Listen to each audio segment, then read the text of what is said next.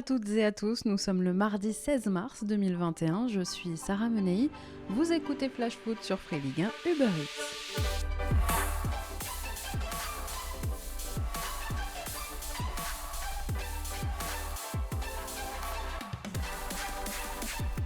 Le Paris Saint-Germain renforce la sécurité de ses joueurs. Le double cambriolage dimanche soir des domiciles d'Angel Di Maria et des parents de Marquinhos a choqué le vestiaire parisien. Ce n'est pas la première fois que des joueurs du PSG en font les frais, loin de là, mais ce sont les circonstances de ces cambriolages qui auraient particulièrement interpellé, puisqu'ils ont eu lieu alors que les membres de la famille des joueurs étaient présents donc chez eux. Réaction immédiate du club parisien en ce début de semaine qui, dans les prochains jours, va donc renforcer la sécurité autour des résidences de ces joueurs. D'ici 24 à 48 heures, des agents de sécurité seront postés devant chez eux et ce, aux frais du club pendant quelques semaines. Il va ensuite être proposé aux joueurs de faire un audit de sécurité de leur habitation. Charge à eux par la suite de prendre évidemment individuellement les mesures pour protéger leur résidence. Certains Parisiens ont d'ailleurs déjà leur propre service de sécurité, mais d'autres sont un peu plus légers sur le sujet. Après ce qu'il vient de se passer pour la famille Di Maria et pour les parents évidemment de Marquinhos, Leonardo a décidé de prendre le sujet à bras-le-corps. Et oui, les joueurs doivent se sentir bien à Paris, leurs familles aussi, et ça le PSG l'a bien compris. Pour atteindre les objectifs sportifs que le club s'est fixés, il faut tout faire pour que les joueurs soient concentrés uniquement sur le terrain. Autre enjeu pour le directeur sportif parisien, alors que les cambriolages se multiplient chez les joueurs, un sentiment d'insécurité à Paris pourrait même faire capoter d'éventuelles futures signatures. Angel Di Maria, par exemple, avait déjà été cambriolé au Royaume-Uni alors qu'il évoluait à Manchester United et à l'époque, il avait directement vendu sa maison pour s'installer avec sa femme dans un hôtel avant de quitter finalement le club l'été suivant. La protection, la sécurité des joueurs sera donc aussi l'un des grands enjeux de cette fin de saison parisienne. Allez, c'est parti pour notre tour des clubs.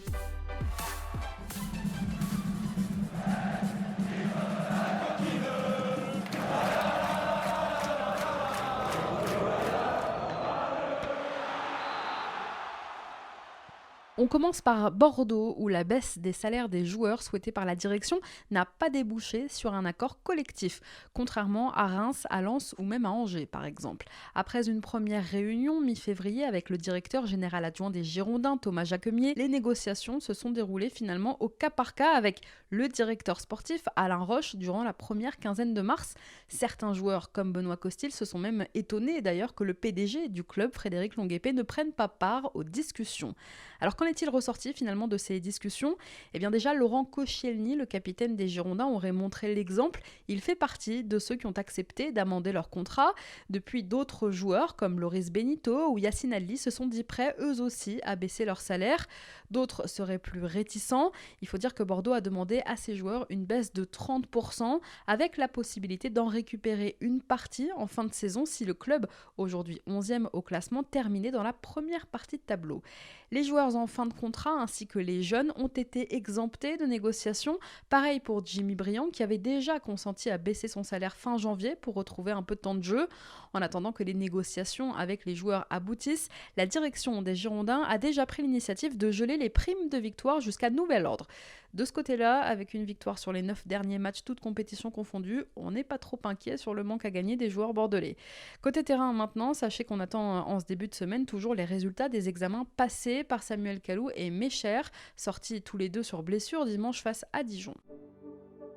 À Brest maintenant, alors que la trêve internationale approche à grands pas et que les groupes des différentes sélections commencent à être connus, 2 joueurs d'Olivier Dalloglio ne quitteront pas le Finistère fin mars.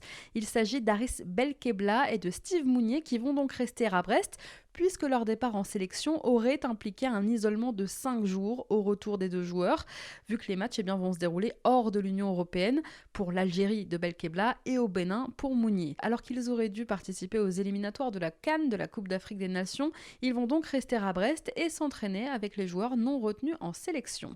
Romain Fèvre, en revanche, lui partira bien avec les espoirs, convoqué pour la première fois en octobre dernier, marquant 2 buts pour ses 2 premiers matchs avec les Bleuets. Le milieu brestois va donc disputer l'Euro Espoir, en tout cas la phase de groupe qui débute le 24 mars prochain. L'équipe de Sylvain Ripoll dans le groupe C de l'Euro débutera sa compétition contre le Danemark dans 10 jours avant d'affronter la Russie puis l'Islande. Si les Bleuets terminent dans les 2 premiers, ils disputent disputeront la phase finale, le Final 8, programmé du 31 mai au 6 juin prochain, date de la finale à Ljubljana en Slovénie. Pour cette deuxième étape, Sylvain Ripoll aura le droit d'ailleurs de sélectionner d'autres joueurs. À Dijon, lui aussi partira bien en sélection, il s'agit d'Anthony Rasiopi. Le gardien de l'équipe de Suisse Espoir a été appelé hier à participer lui aussi à la phase de groupe de l'Euro. Rasiopi doit affronter l'Angleterre, la Croatie, puis le Portugal fin mars. On sait désormais pourquoi Gaël Kakuta n'a pas été appelé avec la RDC, je vous en parlais la semaine dernière. Ce n'est pas en raison de sa blessure à la hanche, puisqu'il a repris ce week-end avec Lens. Mais finalement, Kakuta aurait, semble-t-il, été bloqué par son club, alors que la République démocratique du Congo dispute contre le Gabon et la Gambie 2 matchs très importants dans le cadre des qualifs pour la CAN 2021. Les Léopards seront donc privés de certains cadres comme Yannick Bolassier ou Gaël Kakuta. Le sélectionneur national Christian Ntsengi a justifié ses absences par des décisions de club, comme finalement à Brest pour Belkebla et Mounier. Je le cite, « Aujourd'hui, dû au fait des besoins sanitaires, la FIFA autorise les clubs à avoir la liberté de garder leurs joueurs.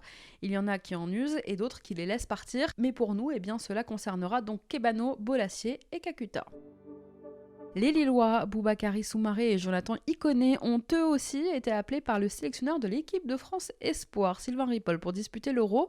Aux Pays-Bas, qui va disputer aussi cette compétition, c'est un autre Lillois qui est concerné. Il s'agit de Sven Botman, titulaire indiscutable en défense avec les Orangers Espoir. L'arrière gauche croate des Dogs, Domagoj Bradarić, est également concerné par cet Euro Espoir. À Lorient maintenant, des nouvelles de Vincent Le Goff, sorti peu avant l'heure de jeu contre Nice dimanche en se tenant la cuisse. Le Goff a rejoint l'infirmerie des Merlus déjà bien garnie et il est pour le moment incertain pour le match très important à Nantes prévu dimanche après-midi. Le latéral gauche doit passer des examens et il restera en soins à Carlier jusqu'à mercredi minimum. On continue notre tour des clubs avec l'actu lyonnaise dans un instant, mais avant ça, c'est l'heure de notre déclat du jour. Elle est signée François Hollande.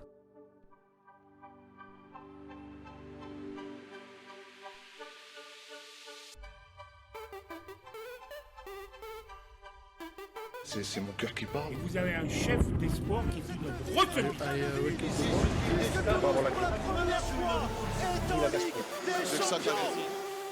Invité hier soir sur la chaîne L'Équipe, l'ancien président de la République est revenu sur le sauvetage du RC Lens.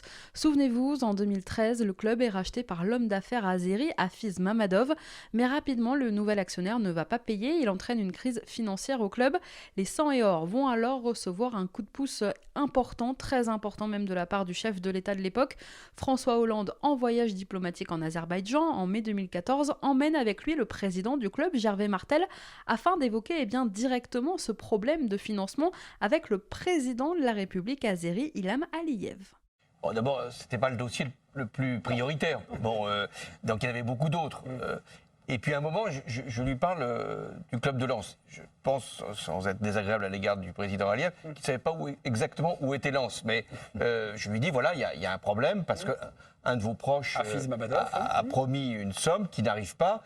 Et je lui ai dit, écoutez, est-ce que vous avez les moyens de le convaincre? Je crois qu'ils ont les moyens, parce que sinon, ça met en cause la parole et ça met en cause surtout l'avenir d'un club qui est très populaire en France, d'un club qui a été champion de France, d'un club qui est mythique et qu'on aime beaucoup, et dont le président est là. Et donc il y a eu un court échange entre le président Aliyev et Gervais. Il fallait sauver le RC Lens, et bien c'était chose faite avec cette intervention qui se révélera donc décisive pour la survie du club qui recevra des fonds quelques jours plus tard, quelques jours donc seulement après la visite de François Hollande en Azerbaïdjan.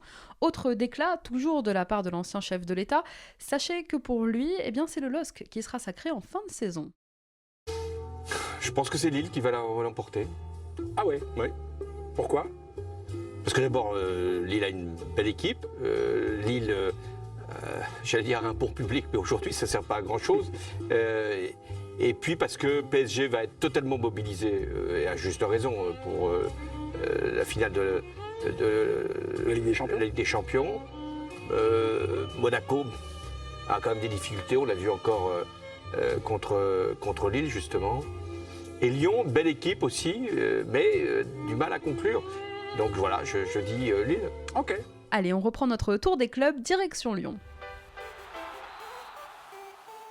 L'OL a annoncé hier le prêt de son milieu de terrain Camilo Rangers au club de D1 brésilienne Cuiabá Esporte Club jusqu'au 31 décembre prochain. Alors il a 22 ans, il était arrivé à Lyon en janvier et il retrouve déjà donc le Brésil où il est prêté avec option d'achat, une option fixée à 2,9 millions d'euros avec pourcentage sur une éventuelle revente. Il n'avait joué Rangers aucune rencontre avec l'OL depuis son arrivée. Autre info lyonnaise, Oussem Aouar ne sera pas appelé par Didier Deschamps puisqu'il a été hier avec les Espoirs. Appelé pour la première fois avec les A en octobre dernier, Aouar est le seul joueur de l'OL appelé finalement dans le groupe des Espoirs pour l'Euro en Hongrie. Maxence Cacré n'a lui pas été sélectionné. Il faut dire que la concurrence est rude et que le réservoir est énorme. Sachez que Didier Deschamps dévoilera la liste des Bleus jeudi midi, ce sera la dernière avant l'Euro. À Marseille, c'est Boubacar Kamara qui ne sera pas sélectionné non plus par Didier Deschamps, en tout cas pas pour le moment. C'est l'une des seules vraies satisfactions de la saison compliquée de l'OM. Longtemps espéré avec Léa, le milieu de terrain marseillais, auteur d'excellents matchs cette saison, est sélectionné là aussi comme Oussem Aouar avec les espoirs de Sylvain Ripoll. À Monaco, ce sont logiquement Benoît Badiachil et Aurélien Tchouaméni qui ont été appelés avec les espoirs. En revanche, pas de Sofiane Diop, ni d'Axel Disasi ou de Youssouf Fofana. Retour à la Ligue 1 avec 91 buts en 29 journées. Les rencontres de Montpellier sont parmi les plus spectaculaires du championnat. Aujourd'hui, seuls Monaco et Brest ont fait mieux. Mais voilà, il reste 9 journées. Montpellier est 9e à 4 petits points de la 5e place européenne. Et connaissant Michel Derzakarian, on le voit bien se calmer un peu sur l'aspect spectacle pour terminer européen en engrangeant à partir de maintenant peut-être des petits succès, à moins qu'on soit mauvaise langue. Des nouvelles aussi aujourd'hui du supporter montpelliérain blessé par un fumigène dimanche lors du rassemblement avant le derby. Il a été opéré, ce supporter. Il pourrait perdre quand même l'usage d'un œil. Le MHSC et son capitaine Vitorino Hilton ont offert le maillot du Brésilien au petit garçon de la victime. Andy Delors a lui posté un message sur ses réseaux sociaux, un message de soutien assurant que le club ne le lâcherait pas. Les groupes de supporters montpelliérains réfléchissent aujourd'hui à une action à mener en sa faveur, mais aussi à la manière de mieux prévenir à l'avenir ce type d'accident. À Nantes, moins de 24 heures après leur victoire face au Paris Saint-Germain, Alban Lafont et Randal Kolo-Muani, buteurs du soir, font aussi partie de la liste des 23 joueurs retenus par Sylvain Ripoll. Hommes forts de la victoire nantaise au Parc, ils participeront tous les deux donc à la phase de groupe de l'Euro. Le gardien est le titulaire de cette équipe, tandis que l'attaquant des Canaries n'a rejoint le groupe qu'à l'automne dernier, après des prestations abouties en Ligue 1. Félicitations à tous les deux. Et puis on a appris aujourd'hui la disparition d'une légende nantaise, champion de France avec les Canaries en 1965 et en 1966. Daniel Léon, l'ancien gardien du FC Nantes, est décédé hier, il avait 81 ans. Grand artisan de la qualification des Bleuets pour cet Euro Espoir justement, l'attaquant de l'OGC Nice, Amine Gouiri, fait lui aussi partie des 23 joueurs retenus par Ripoll. Pas une surprise au regard de la saison de l'ancien lyonnais, il est d'ailleurs le seul aiglon dans cette liste puisque Jeffrey Adelaide, capitaine habituel de ces Bleuets, est blessé. En défense, pas de William Saliba, pas non plus de Jean-Claire Todibo, ni même d'Andy Pellemard, pourtant régulièrement appelé dans le passé. Il traverse, il faut le dire, une passe difficile avec le gym. Allez, nous sommes mardi et comme tous les mardis, c'est l'heure de notre rubrique écho.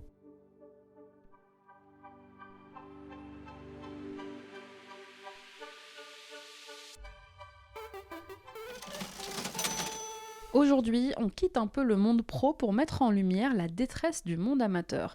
Parce que ce week-end aurait dû marquer la reprise en grande pompe du championnat de National 2. Tout était prévu par la fédération, tout était prévu aussi par le ministère des Sports, et ce déjà depuis mi-février. Les différents tours de Coupe de France disputés par les clubs amateurs avaient prouvé que les protocoles sanitaires mis en place étaient applicables et appliqués surtout. Sauf qu'il y a 10 jours, maintenant, le gouvernement a finalement suspendu cette reprise, justifiant sa décision par la récente dégradation de la situation sanitaire. Et c'est Noël Le Graët qui a dû l'annoncer à nos clubs. Résultat, ni complètement annulé, ni même reporté et interrompu maintenant depuis le mois d'octobre.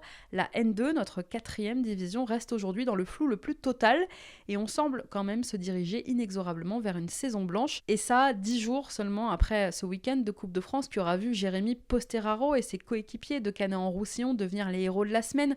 Eux qui ont rejoint Sedan, Le Puy, Châteaubriand et Rumilly-Vallière en 8e de finale de la Coupe de France. Oui, la N2 avec 5 qualifiés sera plus représentée que la Ligue 2 par exemple. Alors pour le moment, 9 journées de N2 ont été disputées sur un total normalement de 30.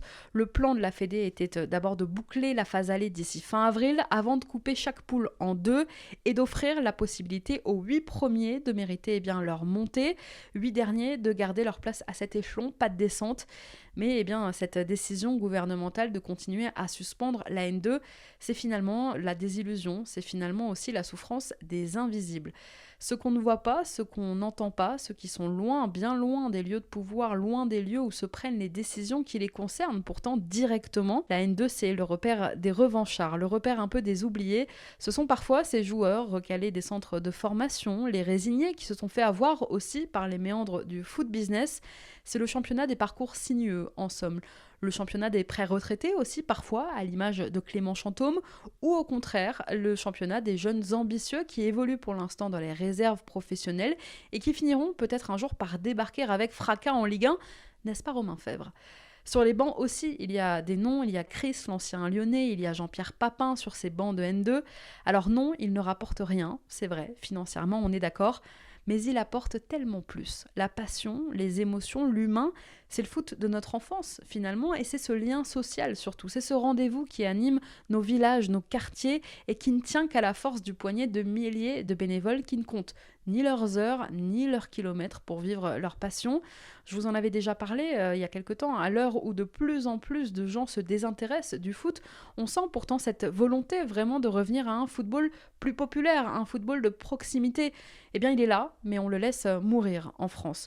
Le nombre de licenciés a déjà baissé cette année, encore une fois, et maintenant on leur interdit de jouer. Alors aujourd'hui, cette situation exaspère les responsables des clubs en proie à de grosses difficultés financières. Certains ont décidé par exemple de ne pas payer les frais d'inscription ou les frais de licence qu'ils doivent à la Ligue. C'est le cas notamment dans le Grand Est pour la saison en cours, et une pétition a été lancée en ce sens. Messieurs, on vous soutient. Allez, on reprend notre tour des clubs, tout autre univers, puisque direction le camp des loges. Le camp des loges où Alessandro Florenzi, Ander Herrera, Moiskin et Neymar ont fait leur retour à l'entraînement en ce début de semaine. Néanmoins, on apprend aujourd'hui que le Brésilien devrait manquer le 8e de finale de Coupe de France prévu demain après-midi contre Lille. Neymar va être laissé au repos. Il devrait être de retour pour le déplacement compliqué à Lyon dimanche en championnat. Juan Bernat et Pablo Sarabia sont eux d'ores et déjà forfaits. Et puis pour continuer avec les espoirs, Colin Dagba est le seul joueur français du PSG appelé par Sylvain Ripoll hier. Sont en revanche concernés d'autres anciens Titi comme Moussa Diaby, Jonathan Iconé, je le disais tout à l'heure, ou encore Hudson Edouard. Le latéral gauche néerlandais du PSG, Mitchell Bakker, a lui aussi été appelé pour participer à cet Euro des Sports avec sa sélection. Le 24 mars, 3 jours après OL PSG, les jeunes néerlandais vont défier la Roumanie.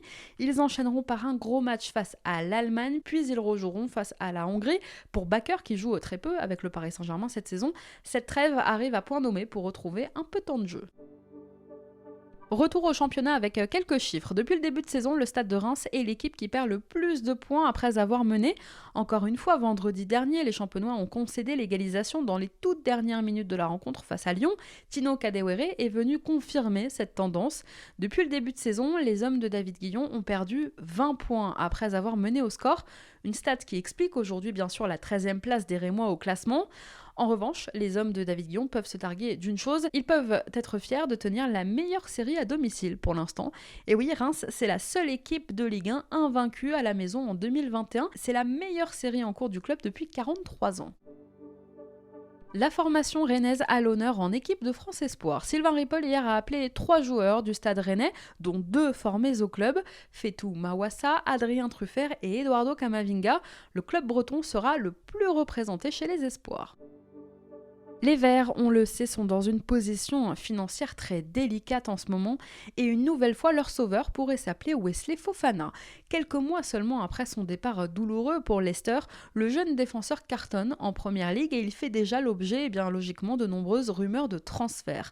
À en croire la presse anglaise aujourd'hui, Fofana serait sur les tablettes notamment de Manchester United, bien décidé à profiter du prochain mercato estival pour renforcer son secteur défensif. un intérêt de United qui pourrait permettre à Saint-Etienne d'enregistrer une belle rentrée d'argent, puisqu'en plus des 35 millions d'euros de son transfert, Leicester devra s'acquitter de 20% d'une éventuelle plus-value sur la revente de Fofana, de quoi permettre à Saint-Etienne d'espérer autour de 5 millions d'euros si le transfert avoisinait, comme le disent aujourd'hui les médias britanniques, les 60 millions d'euros. Enfin, à Strasbourg, Dimitri Liénard, absent du groupe de Thierry Loret pour le match contre Rennes dimanche dernier, devrait faire son retour. Malade, le joueur du Racing, qui a fêté il y a 3 semaines contre Angers son 100e match en Ligue 1, devrait être apte pour le match très important qui attend les Strasbourgeois contre Lens dimanche après-midi. Une dernière info dans ce flash-foot du jour, quelques semaines après son licenciement du FC Nantes, Raymond Domenech a été élu président de l'UNECATEF, le syndicat des entraîneurs. Raymond Domenech va retourner finalement à ses anciens amours. À la tête du syndicat des entraîneurs depuis octobre 2016, l'ancien sélectionneur des Bleus a donc été réélu hier à l'issue de l'Assemblée générale de l'instance. Domenech et Pierre Repellini, réélus également, seront donc les représentants des entraîneurs au conseil d'administration de la LFP. Merci à tous d'avoir été avec nous, c'était Sarah Menei. Vous écoutiez Flash Foot, on se retrouve demain sur Free Ligue 1 Uber Eats.